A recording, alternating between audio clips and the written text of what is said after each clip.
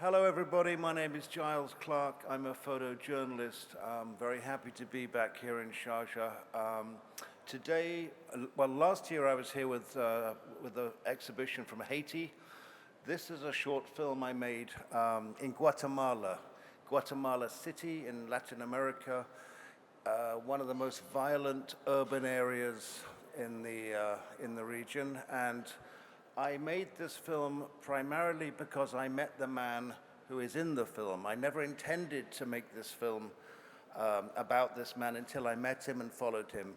It's a difficult, hard job he has. He's a mobile doctor. He answers police phone calls, and he's the only man in Guatemala City who is volunteering to do emergency trauma work. So, without further ado, let's watch the film. It's a short film, it's only 11 minutes. Thank you for coming.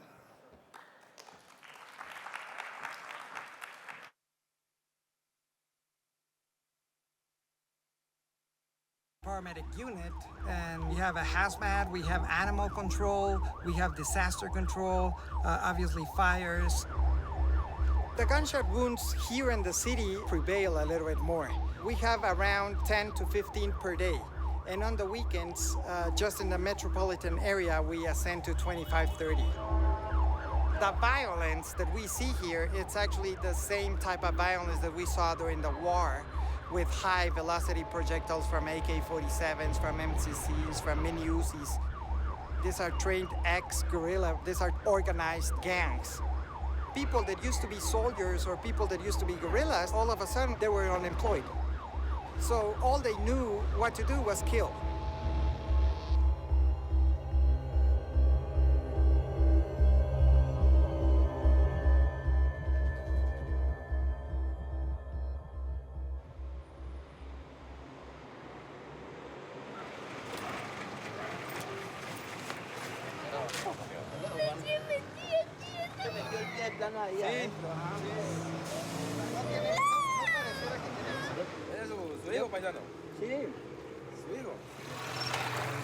My name is Jorge Chiu. I'm a physician. I work at the volunteer fire department here in Guatemala.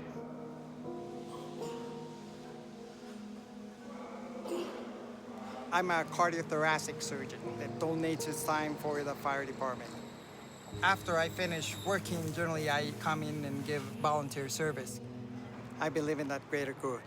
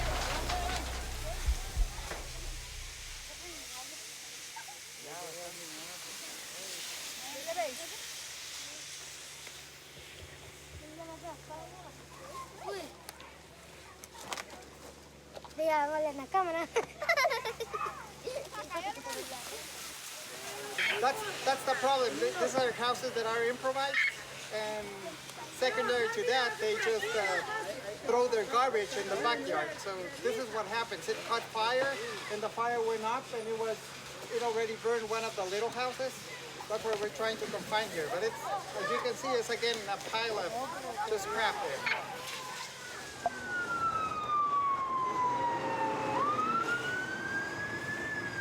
Here in Guatemala, police don't take people into custody for public intoxication, so it's very common. Sometimes they get really drunk and they just die on the streets. Caballero, ¿cómo estamos?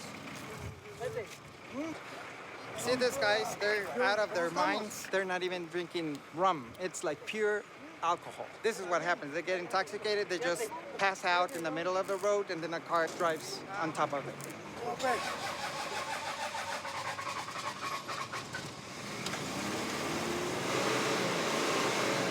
I have to make sure that all the air is out from the engine before we can hit the road again. Pain in the ass. And sometimes if we delay it a little bit longer, I have to open the hood, go into the engine, kind of, bleed it a little bit to get the air out, and then close it again. So it sucks because you're dealing with blood and then you're dealing with diesel. So you have to be a doctor, a paramedic, a firefighter, and a mechanic. We're just gonna go and check on a call inside the city dump.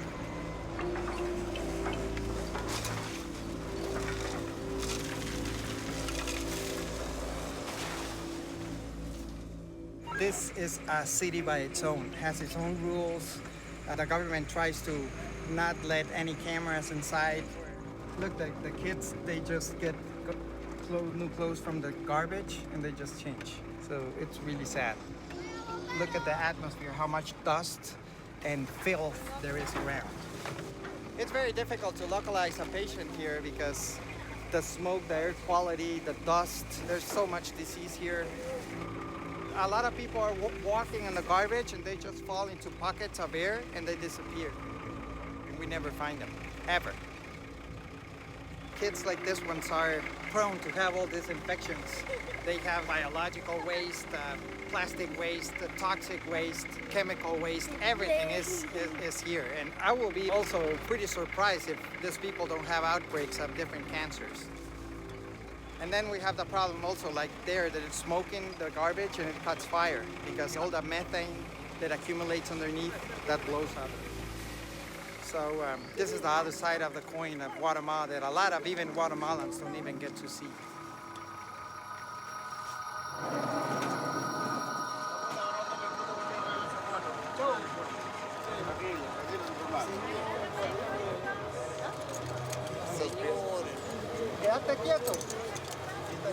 He got off of his car and he was ready to probably open the gate or something.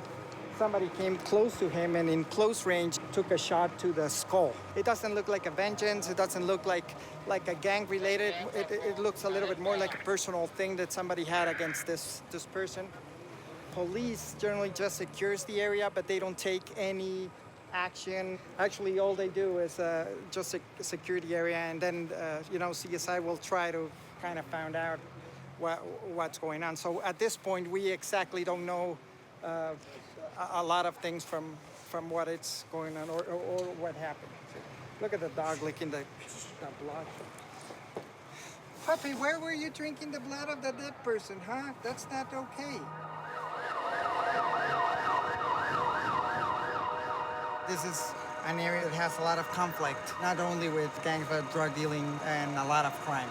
This area is actually patrolled by the army. On weekends, there's shootouts.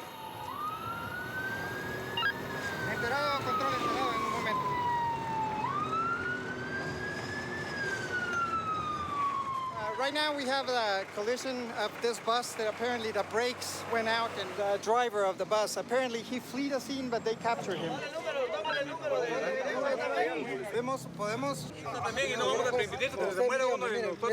So right now I'm just making sure that he doesn't have a chest trauma. If he has a pericardial effusion, his pressure will drop. I really wish they will give me more space to work, Yeah. This is like a clusterfuck.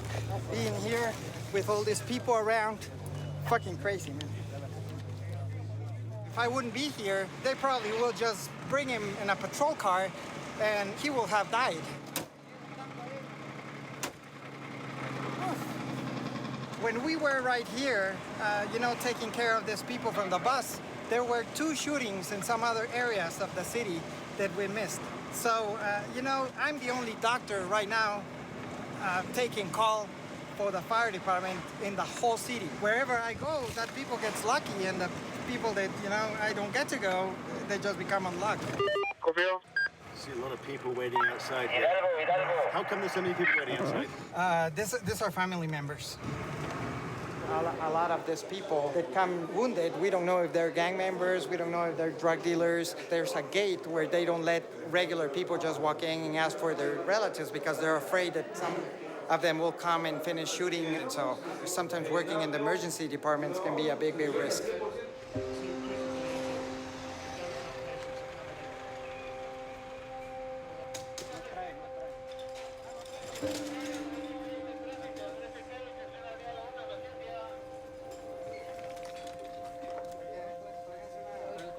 He got hit by a car, actually. He got shot, he was running away, and he got hit by a car.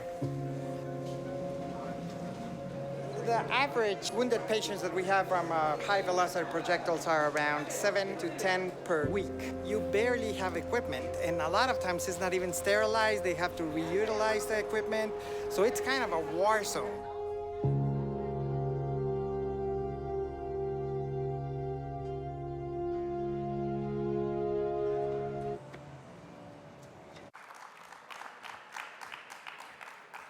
Thank you, guys. Just a couple of notes to add. When we posted this film, we had a GoFundMe page because the doctor's truck was constantly breaking down when I was traveling with him during that month when I made this film.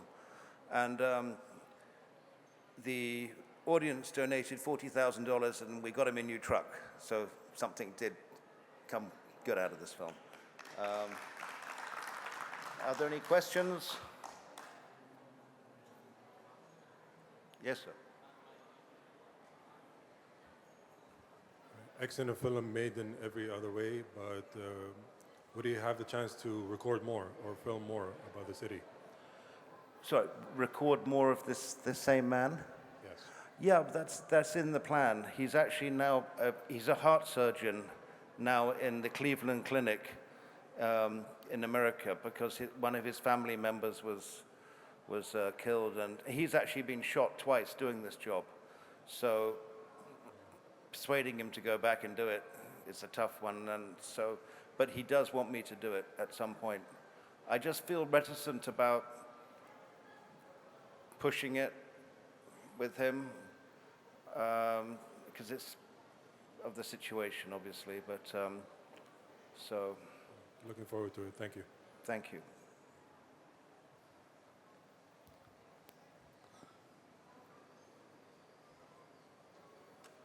Giles, did you at any time feel unsafe doing all of that? And did it, if you did it affect, did you ever feel like, oh my God, what am I doing? The moment when, in the film, when we're in when we're going to the shooting of the lady in the truck, there's a brief glimpse of a dead person in the truck there. There was a lot of other carnage in that area that we didn't show in the film because that was a sort of mass shooting. What happens is a lot of gangs target bus drivers throughout El Salvador, Guatemala, Honduras. So bus routes have to pay off gangs to go through certain routes. And he had to tend to 2 injured people and also wait for the police to come for the dead person. And while we were waiting, there were some pops going off. So, you don't know whether they're coming to finish off the people that are injured, as he said in the final scene. So, it's tense, to say the least. Yeah. But he does it every night, I mean, this is what these first responders do, which we sometimes forget about.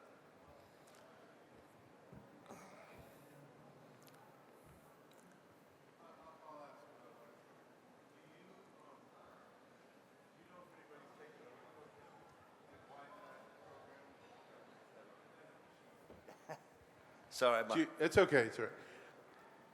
Just kidding.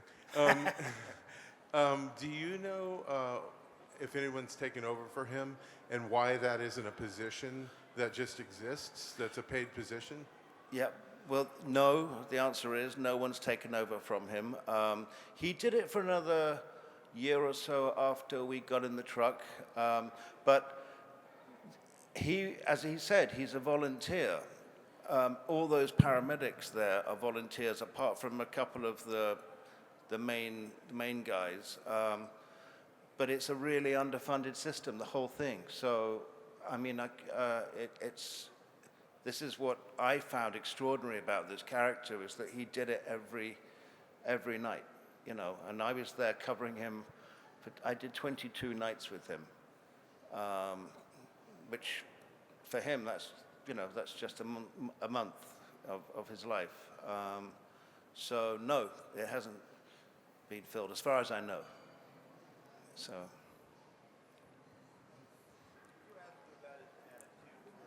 Sorry. Did you talk to him about his attitude about, I always wonder about police and people that see the worst of humanity every day. He seems remarkably optimistic and upbeat, and yet you'd think you'd have PTSD just from the horror of what humans are doing to each other. Did you get to talk to him about that at all? Well, that's why I was so interested in him, because the scene when the dog is licking the blood was when I met him. I was actually working with the volunteer paramedics. I'd been working with them for 3 or 4 days, and I didn't really know what I was doing. And, you know, I mean, I was just following, and I was looking, you know, and he sort of came into the film. I didn't find him first. I was already doing something, whatever it was. And then when he came that night, I mean, it was extraordinary. First of all, his English was so good, and his humor immediately struck me, and his tenacity to keep doing this. And as I said, driving around with him, we broke down probably once or twice a night. You know, he just couldn't start it. There's an emergency going on, and he's in the engine, you know, bleeding.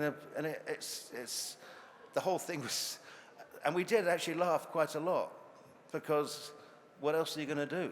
You know, I mean, it's awful, but he's that kind of character that can just, yeah.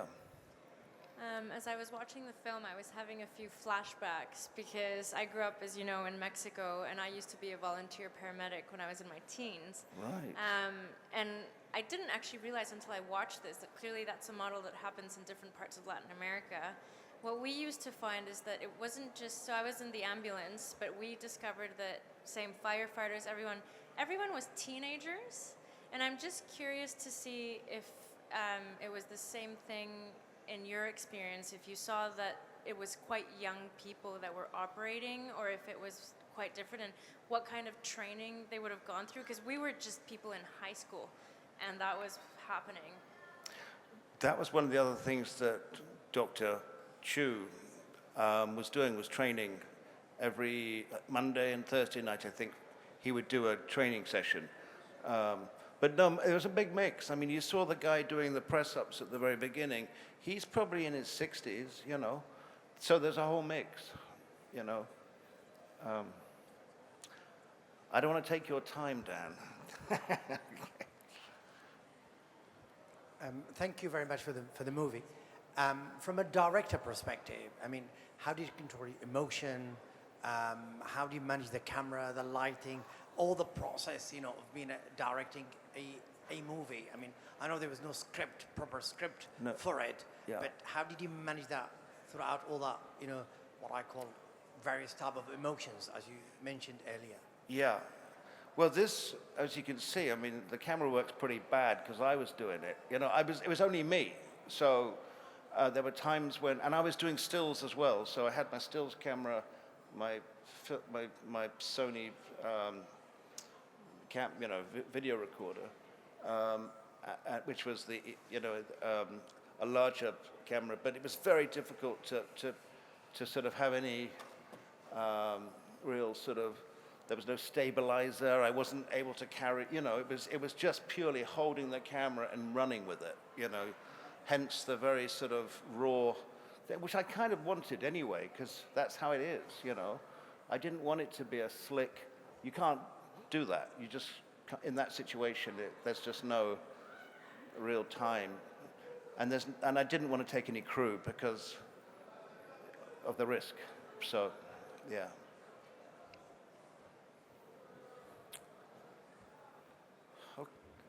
Okay, well, thank you guys. I'm glad you enjoyed it. Thank you.